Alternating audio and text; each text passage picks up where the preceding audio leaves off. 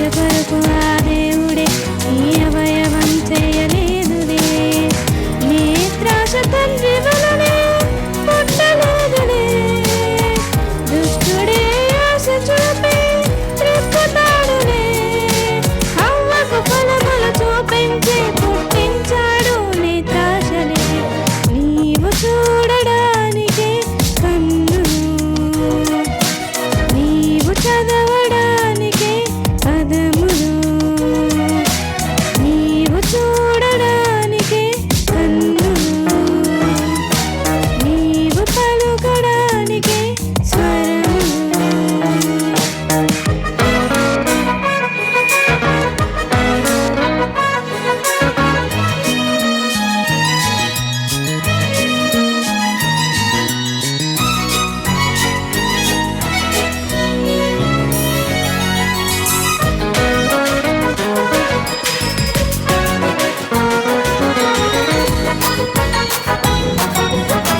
చూపుతో సంసారుడే దలీలొంగదీసెను. తన అందమే తను చూపితే సంసోను లొంగిపోయెను. వేల మంది వచ్చినా లొంగలేదులే. ఒక్క చూపు చూపితే గుట్టు చెప్పలే. అందమే మోసకరమని కన్ను చెప్పలే. సృష్టిని చూడడానికి దృష్టి ఇచ్చనే. మోహపు చూపులే అవి పాపమై పోవులే. నీ కన్ను చెడినదైతే తనువు చీకటై పోవులే. నీవు చూడడానికే కన్నులు, నీవు చదవడానికే పదములు, నీవు చూడడానికే కన్నులు, నీవు పలుకడానికే స్వరములు.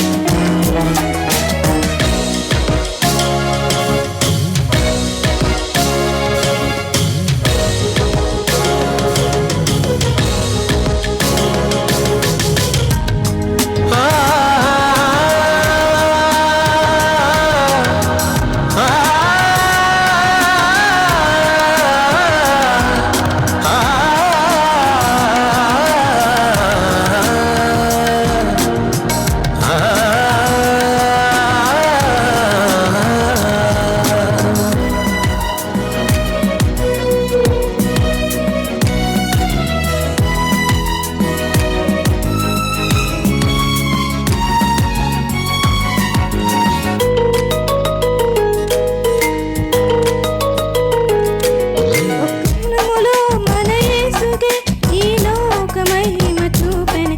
తన కంటికే ఆశ చూపిన యేసు పొంగెను. ఆశలెన్నో చూపినా మృక్కలేదులే. తండ్రిని సేవించమని యేసు చెప్పెనే. వ్యర్థమైన వాటి చూడక త్రిప్పు చూపెనే. వాక్యమే చూడడానికే దృష్టి ఇచ్చనే. గర్వపు చూపులే నీకు శిక్షలే తెచ్చునే. అదృశ్యమై లేనివై నిత్య మహిమను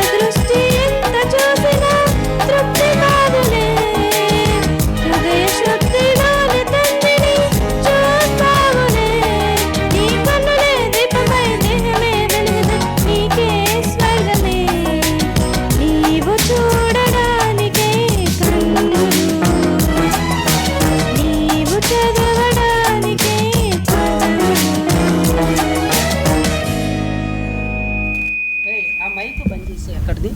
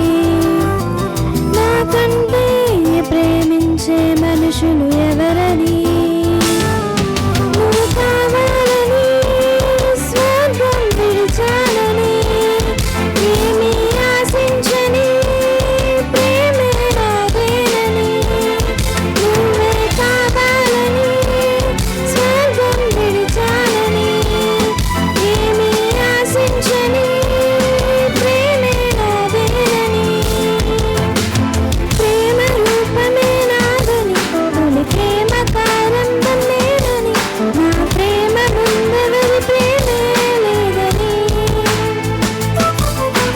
పాపమే నాలు లేదని నువ్వు పాపివైనా ప్రేమని నీ ప్రేమతోనే గెలుచుకున్నానని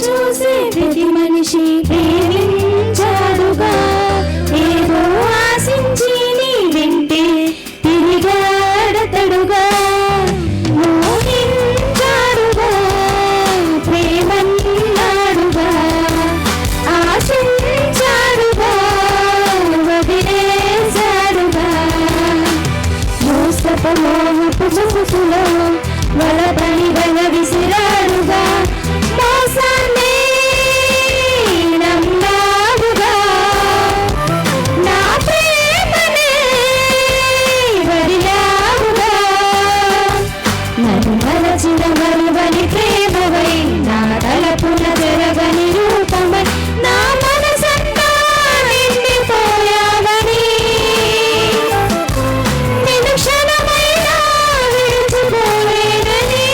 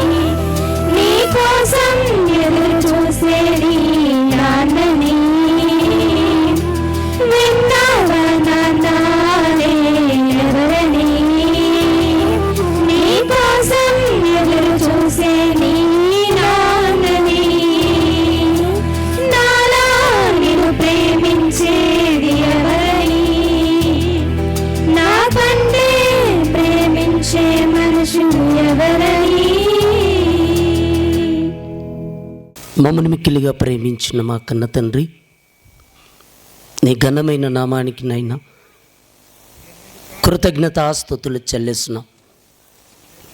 దేవా, రాత్రి కాల సమయంలో నీ ప్రియబిడ్డల యొక్క గృహము దగ్గర తండ్రి ఏర్పాటు చేయబడినటువంటి కూడిక ద్వారా కూడి వచ్చినటువంటి నీ బిడ్డలకు, ఈ మైక్ శబ్దం ద్వారా వింటున్నటువంటి నీ బిడ్డలకు ఆత్మీయ జీవితానికి అవసరమైనటువంటి మాటలతో తండ్రి మీరు మాతో మాట్లాడండి. మీరు మాట్లాడుతున్న ప్రతి మాటను వినగలిగి చెవిని గ్రహించగలిగేటువంటి హృదయాన్ని ప్రసాదించమని చెప్తున్నటువంటి నాకు సమయోచితమైనటువంటి జ్ఞానాన్ని దయచేయమని క్రీస్తు నామములో ప్రార్థించి వేడుకొనుచున్నాము తండ్రి, ఆమేన్. క్రీస్తునందు ప్రియమైనటువంటి దేవుని వారలారా, భావి తరాలకు అంటే రాబోతున్న తరాలకు, మనకు పుట్టబోయేటువంటి బిడ్డలకి, రాబోతున్నటువంటి తరానికి మనం ఏం నేర్పించటానికి మనం సిద్ధపడుతున్నాం ఒకసారి ఆలోచించుకోండి. భూమి మీద దేవుడు మనకంటూ ఒక కుటుంబాన్ని ఇచ్చాడండి. కుటుంబం అనగానే ఎక్కువ చెప్పాల్సిన అవసరత లేదు. మీ అందరికీ కుటుంబాలు ఉన్నాయి. ఆ కుటుంబంలో మిమ్మల్ని దేవుడు ప్రేమించి ఇచ్చినటువంటి గర్భఫలం ఉంది. ఆ గర్భఫలాలను దేవుని కోసం పెంచాలని, భావితరాలకు దేవుని యొక్క వాక్యాన్ని తెలియచేయాలని దేవుడు కోరుకున్నాడు. దేవుడైతే అందరికీ వాక్యము అందాలని కోరుకున్నాడు. కానీ దేవుని యొక్క వాక్యాన్ని ఈరోజు ఎవరు వినగలుగుతున్నారు? ఎవరు తమ కుటుంబంలో దేవునికి స్థానమిచ్చి, వాక్యానికి స్థానమిచ్చి దేవుడి భయముతో బ్రతుకుతున్నటువంటి కుటుంబాలు చాలా తక్కువ అని చెప్పుకోవచ్చండి. కుటుంబం బాగుంటే పిల్లలు బాగుంటారు. పిల్లలు కుటుంబం బాగుంటే ఆ కుటుంబం తరాలకి ముందుకు సాగుతుందండి. దేవుడి భయం లేకపోతే, దేవుడంటే లెక్క లేకపోతే ఏమైపోతుందో కూడా ఈరోజు బైబిల్లో నుంచి కొన్ని మాటలు మీకు తెలియచేస్తానండి. దేవుడు మన నుండి కోరుకున్నది ఒకటే, దేవుని యొక్క సంకల్పం అంటాడండి. దేవుడు నిశ్చయించినటువంటి సంకల్పమని అపోస్తుల కార్యములు 1వ అధ్యాయం 23వ వచనంలో ప్రారంభిస్తున్నాడు. అపోస్తుల కార్యములు 1వ అధ్యాయం 23వ వచనాన్ని ఒకసారి చూడండి. చదవండి అమ్మా. అప్పుడు వారు, అపోస్తుల కార్యములు 1వ అధ్యాయం 23వ వచనం, 2వ అధ్యాయం చూడండి అమ్మాయినా. అపోస్తుల కార్యములు 2వ అధ్యాయం 23వ వచనం. దేవుడు నిశ్చయించిన సంకల్పమును ఆయన భవిష్యత్ జ్ఞానమును అనుసరించి అంటున్నాడు. చూడండి, అపోస్తులైన పౌలు దేవుడు నిశ్చయించిన సంకల్పం అంటున్నాడు. చూడండి, పౌలు గారు జ్ఞాపకం చేస్తున్నారండి.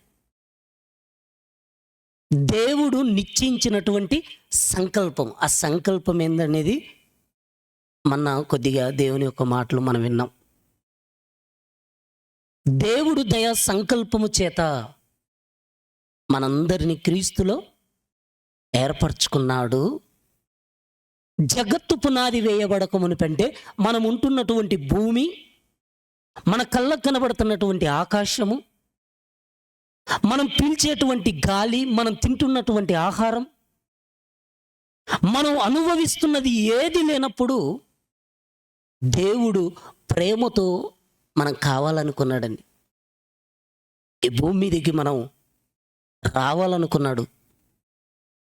ఎందుకు రావాలనుకున్నాడంటే తన ఎదుట పరిశుద్ధులుగా, నిర్దోషులుగా, నిష్కలంకులుగా, పవిత్రులుగా జీవించాలని కోరుకున్నాడండి. దేవుని యొక్క కోరిక ఏంటంటే మనం పవిత్రంగా ఉండాలి, పరిశుద్ధంగా ఉండాలి, పాపమన్నది లేకుండా మనం జీవించాలి, పరమందున్న తండ్రిని మెప్పించాలి. ఆ దేవునికి మనం మహిమ తేవాలనుకున్నాడు, ఘనత తేవాలనుకున్నాడండి. భూమి మీదకి వచ్చినటువంటి మనము ఈ భూమి మీదకి వచ్చాము. మనం పాపం వైపుకి వెళ్ళిపోతున్నాం, పరిశుద్ధతకు ఎంతో దూరం అయిపోతున్నామండి. మనం అనుకుంటున్నాం నేను యేసుక్రీస్తు ప్రభుల వారిని కలిగి ఉన్నాను, దేవుని మందిరానికి వెళ్తున్నాను, దేవుని కుమారుడుగా, కుమార్తెగా నేను పిలువబడుతున్నానని అనుకుంటున్నటువంటి మనము ఈ రాత్రి ఆలోచించాలి. రాబోతున్నటువంటి తరానికి, పుట్టబోతున్నటువంటి ఆ బిడ్డలకి దేవుని యొక్క సంకల్పాన్ని, దేవుని యొక్క ఉద్దేశాన్ని, దేవుడు మన పట్ల కలిగి ఉన్నటువంటి ప్రణాళికను ఎవరు చెప్పగలుగుతున్నాం చెప్పండి? ఈరోజు ఎవరు చెప్పగలుగుతున్నారు? చెప్పలేకపోతున్నారండి. దేవుడు భూమి మీద ఉన్నటువంటి మానవాళినందరినీ కూడా ఎంతో ప్రేమించాడండి. ఒక వ్యక్తిని దేవుడు ప్రేమిస్తున్నాడంటే ఆ వ్యక్తి పట్ల దేవుడు ఒక ప్రణాళిక కలిగి ఉన్నాడంటే మనుషులైనా ఆ మనిషిని మర్చిపోతారేమో కానీ దేవుడైతే మర్చిపోడండి.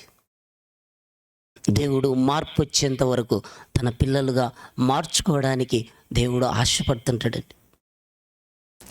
సమాజంలో బ్రతుకుతున్నటువంటి మానవాళి పట్ల దేవుడు కలిగి ఉన్నటువంటి ఆ ప్రణాళిక, ఆ ఉద్దేశం, ఆ సంకల్పం మనం తెలుసుకుంటే మనం కూడా దేవుని ఎడల భయభక్తులు కలిగి ముందుకు సాగుతూ మనం కూడా రాబోతున్నటువంటి తరానికి దేవుని యొక్క మాటలు, ఇదిగో ఈ జీవ గ్రంథాన్ని మనం ప్రకటించటానికి మనం సిద్ధంగా ఉండాలండి. దేవుడు మొదటిగా ఆదాము అవ్వలను ఏదైనా తోటలో చేశాడు.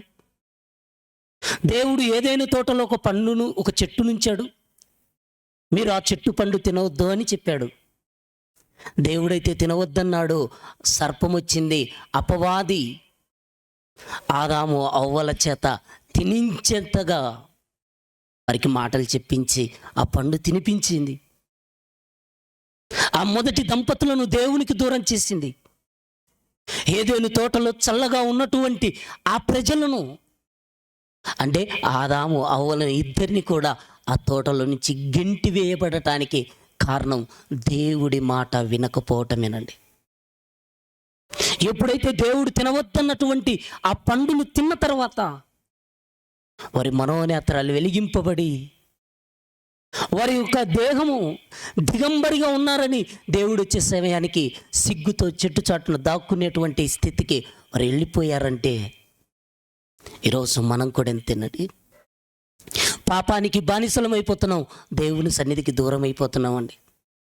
అలాంటి ఆదాము యొక్క తరము నుండి, ఆదాము అవ్వల యొక్క గర్భము నుండి వచ్చినటువంటి కోట్ల మంది ప్రజలే ఈ భూమి మీద బ్రతుకుతున్నటువంటి మానవాళి. మనమంతా ఒకరి నుండి వచ్చాము, దేవుని నుండి వచ్చిన వారం. కానీ మనం కులమని, మతమని, వర్గంగా పేరు చెప్పుకొని ఎవరికి వారంగా విడిగా బ్రతుకుతున్నామే తప్ప పరమందున్న కన్న తండ్రి ఆశలను నీరుగారి చేస్తున్నామండి. కానీ దేవుడు కోరుకుంటున్నాడు, నా పిల్లలు నా కొరకు బ్రతకాలి, నా పిల్లలు భావితరాలకు మాదిరిగా ఉండాలని దేవుడు కోరుకుంటున్నాడండి. నోవాహు కాలం వచ్చింది. ఆ కాలంలో దేవుడు చూశాడు, సమాజం అంతా చెడిపోయింది. చెడిపోయినటువంటి సమాజములో నీటితో తుడిచేశాడండి. నీటితో తుడిచేసినటువంటి దేవుడు ఆ తర్వాత దేవుడు ఈ లోకంలోనికి అబ్రహామును రప్పించాడండి. అబ్రహాము వచ్చాడు. అబ్రహాము భూమి మీద దేవుని కోసం బ్రతకడానికి దేవుడు అబ్రహామును కోరుకొని, అబ్రహాము నీ తండ్రి ఇంటిని విడిచిపెట్టు, నేను నీకు చూపించేటువంటి దేశానికి వెళ్ళు అనగానే మారు మాట మాట్లాడకుండా ఉన్న ఊరిని విడిచి, బంధువులను విడిచి, ఆస్తులు అంతస్తులన్నిటిని కూడా ఒక చోట వదిలిపెట్టి దేవుడి మాటకు తలదించి దేవుడి మాటకు లోబడి వెళ్ళిపోయాడండి. అలా వెళ్ళినటువంటి అబ్రహాము ఈరోజు విశ్వాసులకు తండ్రిగా పిలువబడుతున్నాడండి. అలాంటి అబ్రహాముకు దేవుడు శారానిచ్చాడు, తోడు. వారిద్దరూ కూడా దాంపత్య జీవితంలో ముందుకెళ్తున్నారు. సంవత్సరాలు గడిచిపోతున్నాయి, కానీ గర్భఫలం లేదండి. గర్భఫలం లేనప్పుడు, వారు వేదన చెందుతూ బాధ చెందుతున్నప్పుడు దేవుడు వారితో మాట్లాడుతూ వారితో అంటాడు, నువ్వు ఒకసారి నీ గృహంలో నుంచి వెలుపలికిరా, నీ కన్నులు ఆకాశం వైపు వెత్తు అని ఆదికాండం 15వ అధ్యాయం 5వ వచనంలో చెప్తున్నాడు చూడండి. మరియు ఆయన అతన్ని వెలుపలికి తీసుకొని వచ్చి, నువ్వు ఆకాశం వైపు తేరి చూచి నక్షత్రములను లెక్కించుటకు నీ చేతనైతే లెక్కించుంటున్నాడు చూడండి. దేవుడు అంటండి అబ్రహామును గృహములో నుంచి వెలుపలికి తీసుకొచ్చి ఆకాశాన్ని చూపించాడంటండి. ఆకాశమును చూపించి నీ చేతనైతే కనబడుతున్న నక్షత్రాన్ని లెక్కించు, నీ సంతానం అలా అవుతుందని చెప్తాడండి. దేవుడైతే చెప్పాడు, గర్భఫలం లేదు. అలా ఉండి సాగిపోతున్నటువంటి వేళలో సుమారు దేవుడు 100 ఏళ్ల వయసులో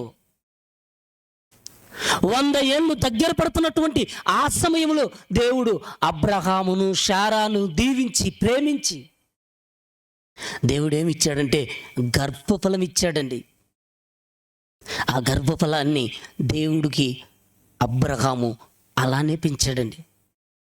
దేవుడు ఏ ఉద్దేశం తెచ్చాడో, దేవుడు ఏ ఆలోచన తెచ్చాడో ఆ ఆలోచన ప్రకారం అబ్రహాము తన కుమారుణ్ణి పెంచుతూ వచ్చాడండి.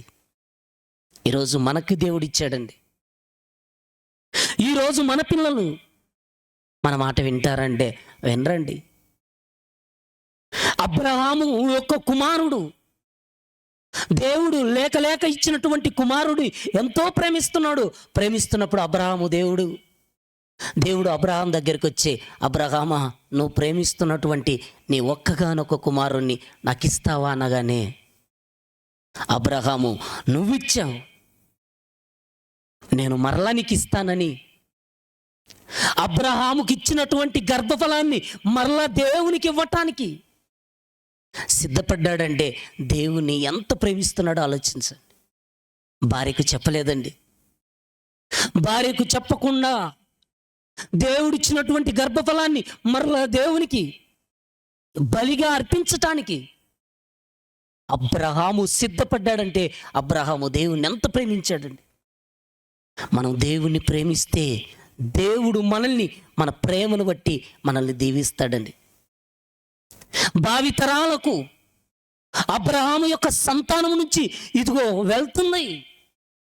మనం అందరం ఎన్నోసార్లు చెప్పుకుంటున్నాం, దేవుడు అంటాడు, నేను అబ్రహాము దేవుడను, ఇస్సాకు దేవుడను, యాకోబు దేవుడను అని చెప్పుకుంటుంటామండి. అబ్రహాము గర్భం నుంచి వచ్చినటువంటి ఆ కుటుంబం సాగుతుంది చూడండి. అబ్రహాము దేవుడి కోసం బ్రతికాడు. అబ్రహాము గర్భం నుంచి వచ్చినటువంటి ఇస్సాకు కూడా దేవుడి కోసమే బ్రతకడానికి సిద్ధపడుతున్నాడు.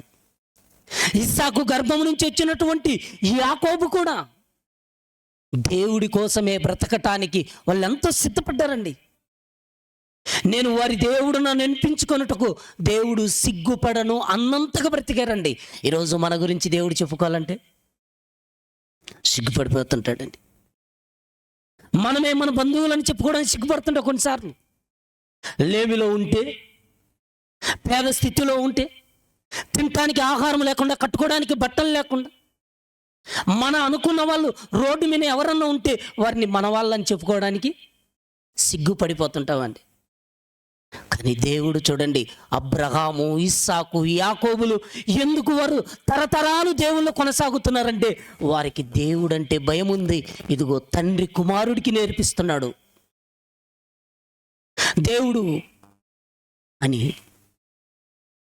అబ్రహాము ఎప్పుడైతే ఇస్సాకుని ఇవ్వటానికి వెళ్ళినప్పుడు ఒక మాట చూడండి, ఆదికాండం 22వ అధ్యాయం,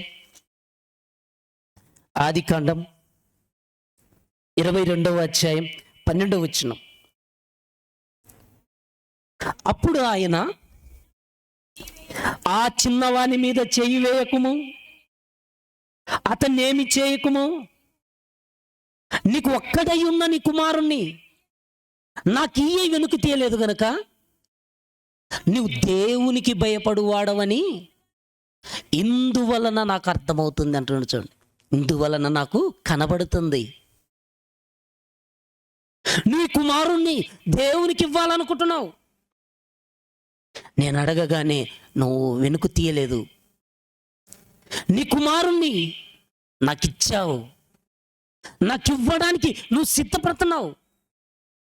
అబ్రహాము దేవుణ్ణి ప్రేమించటాన్ని బట్టి అబ్రహామును దేవుడు ఏం చేశాడంటే, అబ్రహాము దేవునికి తన కుమారుని ఇవ్వాలనుకున్నాడు కనుక ఆ కుమారుని ఇవ్వటానికి ఎంత భక్తి ఉందో అది దేవుడు చూశాడండి.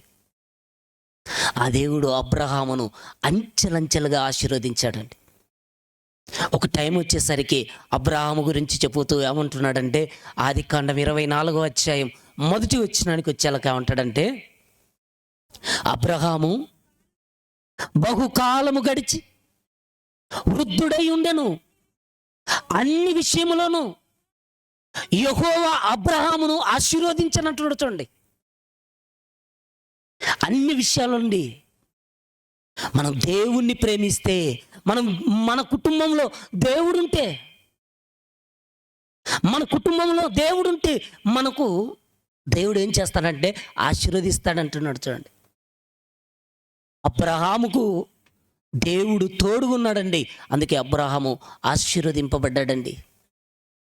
అబ్రహాము గర్భమున ఇస్సాకు పుట్టాడని మనం చదువుకున్నాం కదండి. ఇస్సాకు కూడా పెద్దవాడయ్యాడండి, పొలం పని చేసుకుంటున్నాడు, దేవుడంటే భయపడుతున్నాడు, దేవుని మీద ఆధారపడుతున్నాడు. ఆధారపడుతున్నటువంటి ఇస్సాకుకు దేవుడు తోడుగా ఉన్నాడు. అలా తోడుగా ఉండటాన్ని బట్టి ఏం చేశాడు ఒకసారి ఆదికాండం 26వ అధ్యాయం, ఆదికాండం 26వ అధ్యాయం 12వ వచనాన్ని చూడండి. ఇస్సాకు ఆ దేశమందున్నవాడై విత్తనము వేసి ఆ సంవత్సరము 100 ఫలము పొందెను. యెహోవా అతన్ని ఆశీర్వదించెను గనుక ఆ మనుషుడు గొప్పవాడయ్యాడంట. చూడండి, మనం ఎన్నోసార్లు కష్టపడొచ్చండి, మనం ఎంతో ప్రయాసపడొచ్చండి. మనం ఎన్నోసార్లు ప్రయాసపడినా మనం చినిగిపోయిన సంచిలో వేసినట్టు అయిపోద్దండి మన ధనం. దేవుడు లేకపోతే మన ధనం కనపడించదండి. మనం దేవుళ్ళో ఉండాలి, దేవుడు మనకు తోడుగా ఉండాలి. అబ్రహాముకు దేవుడు తోడుగా ఉన్నాడు. దేవుడు అబ్రహామును గృహములో నుంచి వెలుపలికి తీసుకొచ్చాడు, ఆకాశమును చూడమన్నాడు, నక్షత్రాలను లెక్కపెట్టు, నీ సంతానము అంత అవుతుంది అన్నాడండి. ఈరోజు అబ్రహాము సంతానముగా పిలువబడుతున్నామండి. మనం అబ్రహాము పిల్లలుగా ఈరోజు పిలువబడుతున్నామంటే కారణం అబ్రహాము దేవుని నమ్మాను, అది అతనికి నీతిగా ఎంచబడిందండి. ఈరోజు మనం దేవునిగా నమ్ముతున్నామా? అబ్రహాము గర్భము నుంచి వచ్చినటువంటి ఇస్సాకు దేవుణ్ణి నమ్మాడు, అతను కూడా గొప్పవాడైపోయాడండి. అబ్రహాము గొప్పవాడయ్యాడు, ఇస్సాకు గొప్పవాడయ్యాడు. ఇస్సాకు గర్భములో యాకోబును దేవుడిచ్చాడండి. యాకోబు కూడా అండి గొప్పవాడు అవడానికి తల్లి మాట విని తండ్రి దగ్గరికి అన్నను మోసగించి మందలోనికి వెళ్ళి ఒకటి దాన్ని తీసుకొచ్చి తండ్రికి వడ్డించి తండ్రి చేత దీవెన పొందుకొని యాకోబు, ఒక మోసగాడుగా ఉన్నటువంటి యాకోబు అన్న చంపుతాడన్నటువంటి భయముతో మరలా మామ దగ్గరికి పరిగెత్తి అక్కడ కొలువు చేసి 14 సంవత్సరాలు 7 సంవత్సరాలు రాహేలు కోసము చేసిన తర్వాత లేయాకు పెళ్లి కాకూడదని ఇయ్యకూడదని లేయాను ముందుగా పెళ్లినిచ్చాడు లాబాను. ఆ తర్వాత మరలా 7 సంవత్సరాలు కొలువు చేశాడు. సుమారు 14 సంవత్సరాలు కొలువు చేశాడు. 14 సంవత్సరాలు కొలువు చేసినటువంటి ఈ యాకోబు మామ దగ్గర ఉన్నాడు, మంద మేపుతున్నాడు. ఒక టైం వచ్చేసరికి ఇదిగో యాకోబునే మోసం చేయటానికి మామ సిద్ధపడ్డాడండి. అలా సిద్ధపడ్డప్పుడు యాకోబు అంటాడు, నా తండ్రి దేవుడు, అబ్రహాము దేవుడు, ఇస్సాకు దేవుడు నాకు తోడై ఉన్నాడు గనక ఇదిగో నన్ను నువ్వు ఒట్టి చేతలా పంపటం లేదు, లేకపోతే నీ ఆలోచన మంచిది కాదని ఎలా చెప్తున్నాడు ఒకసారి చూడండి. ఆదికాండం 31వ అధ్యాయం, ఆదికాండం 31వ అధ్యాయం 41వ వచనాన్ని చూడండి. ఆదికాండం 31వ అధ్యాయం 41వ వచనాన్ని చూడండి. ఇది వరకు నీ ఇంటిలో 20 ఏండ్లు ఉంటిని, నీ 2 కుమార్తెల నిమిత్తము 14 ఏండ్లను, నీ మంద నిమిత్తము ఆ 2 ఏండ్లను కొలువు చేసి తిని, అయినను నీవు నా జీతము 10 మార్లు మార్చితివి. నా తండ్రి దేవుడు, అబ్రహాము దేవుడు, ఇస్సాకు భయపడిన దేవుడు నాకు తోడయుండిన ఎడల నిశ్చయముగా నీవు నన్ను నిశ్చయముగా ఒట్టి చేతులతోనే పంపివేసి ఉండు అంటున్నాడు. చూడండి, నా దేవుడు నాకు తోడు లేకపోతే నువ్వు నన్ను ఏం చేసేవాడు అంటే ఇక్కడి నుంచి నన్ను ఒట్టి చేతులతో ఇన్ని సంవత్సరాలు కొలువు చేసుకొని చేపించుకొని నా చేత నన్ను ఒట్టి చేతులతో పంపించేవాడివి అని యాకోబు అంటున్నాడు. చూడండి, అంటే యాకోబు దేవుడికి భయపడుతున్నాడు, ఇస్సాకు దేవుడికి భయపడుతున్నాడు, ఇక అబ్రహాము దేవునికి భయపడుతున్నాడు. చూడండి, ఆ తరతరాలకు ఆ కుటుంబం నుంచి దైవభక్తి వెళ్తుంది. చూడండి, అబ్రహాము దేవుని భయం కలిగి ఉన్నాడు, అదే భయాన్ని ఇస్సాకు ఇచ్చాడు. దేవుడు ఆకాశం అందున్నాడు, మనం భూమి మీద ఉన్నాం. ఆ దేవునికి లోబడి బ్రతకాలి, ఆ దేవుని ఎడల భయభక్తులు కలిగి జీవించాలి. అబ్రహాము ఇస్సాకు నేర్పించాడు, ఇస్సాకు యాకోబుకు నేర్పించాడు. అందుకే ఆ కుటుంబాన్ని దేవుడు అంటున్నాడు, నేను అబ్రహాము దేవుడను, ఇస్సాకు దేవుడను, యాకోబు దేవుడను అంటున్నాడు. ఆ కుటుంబము లింక్ ఎక్కడ కట్టుగాలేదు చూడండి. తరతరానికి దేవుడు అందుతూ వస్తున్నాడు. చూడండి, ఈరోజు మన కుటుంబం ఆలోచించండి. మన కుటుంబాలకు దేవుడు ఉన్నాడా? మన కుటుంబంలో దేవుడు ఉన్నాడా? మన పిల్లలకి ఏమైనా వాక్యాన్ని చెప్తున్నామంటే ఏం చెప్తున్నాను చెప్పండి. సామెతల గ్రంథంలో ఒక మాట ఉంటుందండి. సామెతల గ్రంథం 22వ అధ్యాయం 6వ వచనంలో ఒక మాట ఉంటుంది. ఏమని ఉంటుందంటే, సామెతల గ్రంథం, బాలుడు నడవలసిన త్రోవ వానికి నేర్పుము, వాడు పెద్దవాడైనప్పుడు దాని నుండి తొలగిపోడంట. చూడండి, ఎప్పుడు నేర్పాలంటండి వాక్యం? బాలుడుగా ఉన్నప్పుడు, బాలుడు నడవలసినటువంటి త్రోవ వానికి నేర్పమంటున్నాడు. చూడండి, మొక్కగా ఉన్నప్పుడే మనం ఏం చేయాలంటే ఆ చెట్టును మనం ఎలాగైనా కూడా ఆ మొక్కను ఒక చెట్టుగా మారిపోదా, దాన్ని మనం ఎలా ఉంచితే అలా వంగుతుందండి. అది మానైన తర్వాత ఇంక వంగదండి. అది దాన్ని ఏం చేయాలి? నరికి వేయాలండి. దాన్ని ఏం చేయాలంటే నరికేయాలి.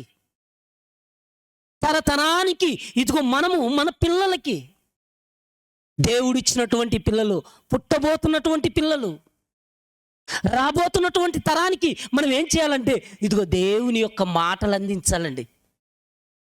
దేవుని గురించి చెప్పాలి. దేవుడు మనల్ని ప్రేమించాడు, దేవుడిచ్చినటువంటి ఈ సృష్టిని, ఇదంతా కూడా మనము దేవుడి గురించి చెప్పాలి. అలా చెప్పటానికి మన పిల్లలకి, దేవుడిచ్చినటువంటి పిల్లలకి కూర్చున్నప్పుడు, లేచినప్పుడు, త్రోవలు వెళ్తున్నప్పుడు, పండుకున్నప్పుడు మనం ఏం చేయాలంటండి? నేర్పించాలంటండి. చూడండి, ద్వితీయోపదేశకాండం 6వ అధ్యాయం 6వ వచనం. ద్వితీయోపదేశకాండం 6వ అధ్యాయం. నేడు నేను నీకు ఆజ్ఞాపించు ఈ మాటలు నీ హృదయములో ఉండవలను, నీవు నీ కుమారులకు వాటిని అభ్యసింపచేసి నీ ఇంట కూర్చున్నప్పుడు, త్రోవలో నడుస్తున్నప్పుడు, పండుకున్నప్పుడు, లేచినప్పుడు వాటిని గూర్చి మాట్లాడాలంట. చూడండి ఎన్ని విషయాలు చెప్తున్నాడండి దేవుడు ఇక్కడ. కూర్చున్నప్పుడు, త్రోవలో వెళ్తున్నప్పుడు, పండుకున్నప్పుడు, లేచినప్పుడు. మనం చెప్తున్నామా చెప్పండి? బైబిల్ అనేది ఈరోజు మన చేతిలో ఉంటుందా? దేవుడి గురించి ఏం మాట్లాడుతున్నాను చెప్పండి? మన తరానికి ఏం చెప్తున్నాను చెప్పండి దేవుడి గురించి? మన పిల్లలకి చెప్తున్నామా? మన కుటుంబానికి చెప్తున్నామా? పక్కవారికి చెప్తున్నామా? మనతో పాటు ఉన్నటువంటి వారికి ఏం చెప్తున్నాను చెప్పండి? ఏం చెప్పటం లేదండి. ధన్యులుగా ఉండవలసినటువంటి మనము దౌర్భాగ్యులుగా మారిపోతున్నాం. మనం దేవుని యొక్క ధర్మశాస్త్రాన్ని ధ్యానించమన్నాడు. నువ్వు తెలుసుకున్నటువంటి విషయాలను, దేవుడి గురించి ఏ విషయమైతే నువ్వు నేర్చుకున్నావో ఆ విషయాలను నీ పిల్లలకు కూర్చున్నప్పుడు, లేచినప్పుడు, త్రోవలో వెళ్తున్నప్పుడు, పండుకున్నప్పుడు చెప్పమంటున్నాడండి. ఎవరు చెప్తున్నారు చెప్పండి? భావి తరాలకి ఏం అందిస్తున్నాం చెప్పండి? మనం ఏం చెప్పట్లేదండి. పిల్లలు ఏడుస్తే ఈరోజు మనం సెల్లిచ్చేస్తున్నాం, ఏడవక. బైబిలు ఈరోజు సమాజంలో కనిపించకుండా పోతుంది. ఎందుకంటే క్రైస్తవ కుటుంబాలుగా పిలువబడుతున్నటువంటి మనం భావి తరాలకు ఏం అందిస్తున్నాం చెప్పండి? దేవుడి భవిష్యత్తు మన పైన ఉంచాడు. దేవుని గురించి మనం చెప్పటానికి మనల్ని పుట్టించాడు. తనకు మహిమ తేవాలని మనల్ని పుట్టించాడు. తనకు కీర్తి తేవాలని మనల్ని పుట్టించాడు. కానీ ఎక్కడ తెస్తున్నాం చెప్పండి కీర్తి? మనము అవమానాన్ని మూటగట్టుకుంటున్నాం. మనము, మన కుటుంబం దేవునికి ఎంతో దూరం అయిపోతున్నటువంటి మనం మరణానికి దగ్గర పడిపోతున్నామండి. దేవుడిచ్చినటువంటి ఆ గొప్ప భాగ్యం, దైవ గ్రంథం, నీతిమంతులుగా మనం ఉండాలి. అబ్రహాము చూడండి ఎంత గొప్పగా బ్రతికాడో, ఇస్సాకు చూడండి ఎంత గొప్పగా బ్రతికాడో, యాకోబు చూడండి ఎంత గొప్పగా బ్రతికాడో. యాకోబు చచ్చిపోతున్నప్పుడు కూడా తన 12 మంది పిల్లల్ని దగ్గరికి తీసుకొని వారిని ఆశీర్వదించి, వారిని దీవించి కన్ను మూశాడండి. నీతిమంతుని పిల్లలు వాని తదనంతరం ధన్యులుగా ఉంటారండి. ఆ మాట సామెతల గ్రంథం 20వ అధ్యాయం 7వ వచనంలో రాయబడింది. చూడండి, సామెతల గ్రంథం, యథార్థవంతుడగు నీతిమంతుని పిల్లలు వాని తదనంతరం ధన్యులు అంట. చూడండి, వాని తదనంతరం. మనం యథార్థంగా ఉంటే, మనం నీతిగా ఉంటే మన పిల్లలు మన తర్వాత వర్ధిల్లాలి. దేవుల్లో భయభక్తులు కలిగి జీవించాలండి. అలాంటి భయభక్తులు కలిగి జీవించేటువంటి కుటుంబం ఈరోజు భూమి మీద ఎక్కడుంది చెప్పండి? కుటుంబాలు ఎక్కడ కనబడుతున్నాయి చెప్పండి? కుటుంబం అంతా కలిసి బైబిల్ అనేది చేతపట్టుకొని ఈరోజు కుటుంబాలు కనిపించట్లేదు. ఈరోజు కుటుంబంలో టీవీ దగ్గర అందరూ కలిసి కూర్చునేది కనబడుతుంది. భోజనం దగ్గర అందరు కూర్చొని ఉండేది కనబడుతుంది, కానీ ప్రార్థన దగ్గర కనిపించవండి. మటన్ తెచ్చుకుంటే అందరు వచ్చేదాకా అలా కూర్చుంటారండి. ఒక వంట దగ్గర కుటుంబం అంతా కూర్చుంటుంది, కానీ దేవుడి దగ్గర ఎడ కూర్చుంటుంది చెప్పండి? ఏ కుటుంబం ఈరోజు బైబిల్ పట్టుకొని దేవుని సన్నిధిలో కుటుంబం అంతా ఉందంటే ఎక్కడుంది చెప్పండి? భార్య గుడికి వెళ్తే భర్త పోడండి, భర్త భార్యలు ఇద్దరు గుడికి వెళ్తే పిల్లలు పోరండి. ఈరోజు కుటుంబాల వ్యవస్థ చూడండి చెడిపోతుంది. భావి తరాలకు ఏ కుటుంబం మార్గదర్శకంగా కనబడుతుంది చెప్పండి? ఏ కుటుంబం మాదిరిగా కనబడుతుంది చెప్పండి? దేవుడు అంటే భయపడుతూ దేవునికి లోబడేటువంటి కుటుంబం ఎక్కడుంది చెప్పండి? దేవుని ఎరుగనటువంటి తరాలు పుట్టుకొచ్చేయండి. న్యాయాధిపతులు 2వ అధ్యాయం 10వ వచనంలో చూస్తే, న్యాయాధిపతుల గ్రంథం 2వ అధ్యాయం 10వ వచనం.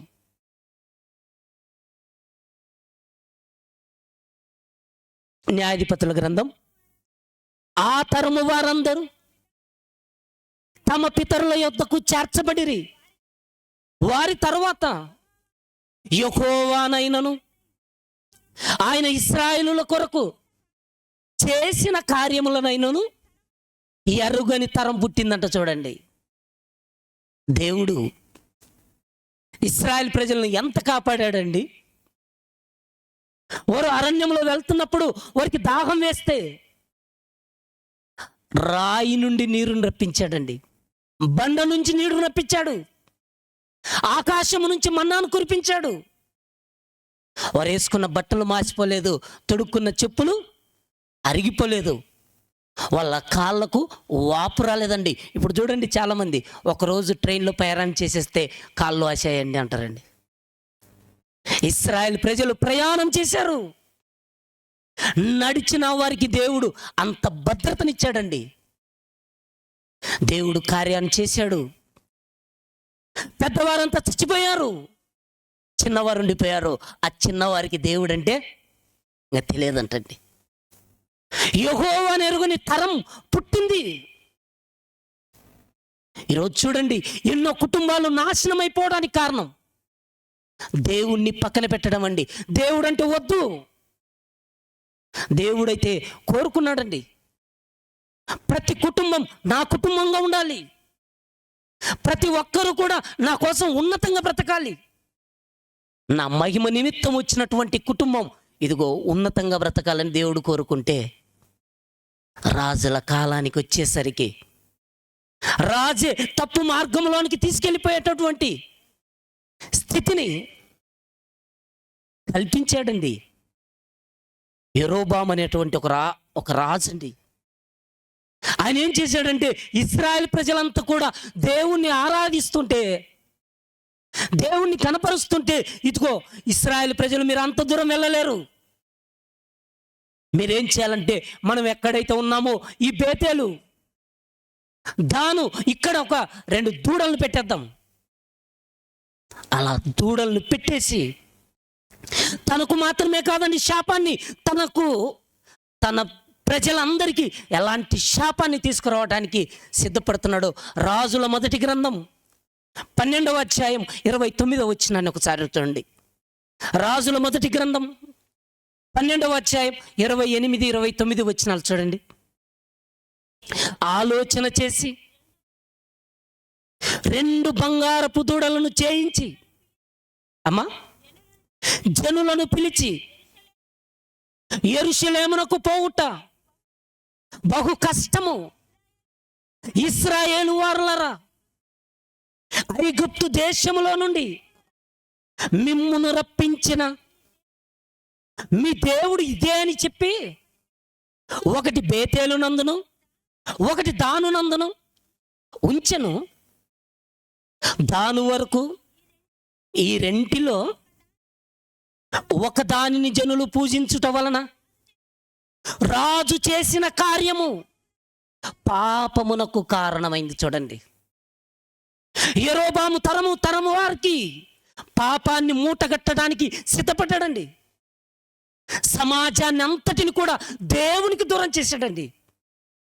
దూడల్ని చేయించేసి ఇశ్రాయేలు ప్రజలండి, మోషే కొండ మీదకి వెళ్ళినప్పుడు ఇశ్రాయేలు ప్రజలు వెళ్ళిపోయి, ఆ మోషే అనేవాడు మమ్మల్ని ఐగుప్తులోంచి బయటికి తెచ్చాడు, ఉన్నాడో లేదో మాకు తెలియదు, మేము ఇలానే చచ్చిపోవాలా, మమ్మల్ని రప్పించినటువంటి దేవుణ్ణి రూపం మాకు కావాలని చెవులకున్న పోగులకు బంగారం అంతా కూడా ఇచ్చేసి దూడని చేయించారండి ఆ రోజు ఇశ్రాయేలు ప్రజలు. యెరోబాము ఇప్పుడు చూడండి ఏం చేస్తున్నాడో. 2 బంగారు దూడలు పెట్టించాడు, ఒకటి బేతేలు నందు, ఒకటి దాని నందు పెట్టించి తరం వారు పాపము చేయటానికి కారణమయ్యాడంట. చూడండి, దేవుడు పరిశుద్ధుడండి, దేవుడు ఆత్మ అయినటువంటి ఆ దేవుణ్ణి ఆరాధించటానికి ప్రజలు యెరూషలేముకు వెళ్ళడం కష్టమని బంగారు దూడలను పెట్టించి ఆ భావి తరాలను దేవునికి ఎంత దూరం చేసి పాపాన్ని మూటగట్టుకొని తన కుటుంబం ఎలా నాశనమైపోయిందో ఒకసారి పాటలో చూద్దురండి మీరు తర్వాత. కనుక భావి తరాలకు, ఇదిగో మన తరానికి దేవుని వాక్యం అందించాలండి. ఇంకొక మాట చూడండి, కీర్తనల గ్రంథం 78వ అధ్యాయం 3వ వచనం. కీర్తనల గ్రంథం 78వ అధ్యాయం. మాకు తెలిసిన సంగతులను, మా పితరులు మాకు వివరించిన సంగతులను చెప్పెదను, యెహోవా స్తోత్ర క్రియలను, ఆయన బలమును, ఆయన చేసిన ఆశ్చర్య కార్యములను దాచకుండా వాటిని వారి పిల్లలకు మేము చెప్పేదము. రాగల తరములలో పుట్టబోవు పిల్లలు దాన్ని ఎరుగునట్లు వారు లేచి తమ పిల్లలకు దాన్ని వివరించున్నట్లు మీరును దేవుని యందు నిరీక్షణ గలవారై ఉండాలంటున్నాడు. చూడండి, దేవుని క్రియలను వివరించాలంటండి, దేవుని క్రియలు ప్రకటించాలంటండి. రాగల తరమునకు దేవుడు కోరుకుంటున్నాడండి, దేవుడు ఇష్టపడుతున్నాడు. మనము, మన కుటుంబం, మన పిల్లలు ఇదిగో దేవుని ఎడల ఒకనాడు అబ్రహాము కుటుంబం, ఇస్సాకు కుటుంబం, యాకోబు కుటుంబం లాగా ఉండాలనుకుంటున్నాడండి. కానీ మనం ఏమనుకుంటున్నామంటే యెరోబాములాగా పతనమైపోయినా పర్వాలేదు అనేటువంటి స్థితికి మనం వెళ్ళిపోకూడదండి. మనం నాశనం కాకూడదండి, మన దేహాన్ని పాడు చేయకూడదండి. ఒకసారి పాట చూసిన తర్వాత కొద్ది మాటలు చూద్దామండి. ఒకసారి పాట చూడండి. భావి తరాలకు చూశారు కదండి, భావి తరాలకు ఒక కుటుంబం మార్గదర్శకంగా కనబడుతుంది. ఆ కుటుంబం దేవుని అంటే భయం కలిగి, భక్తి కలిగి జీవించినటువంటి కుటుంబం అబ్రహాము కుటుంబం. అబ్రహాము కుమారుడు ఇస్సాకు, యాకోబులు, వారి తనంతరం కూడా దేవుని భయం ఆ కుటుంబాలలో కనబడింది. మరి ఈరోజు మనం దేవుని పిల్లలమని పిలువబడుతున్నటువంటి మన కుటుంబం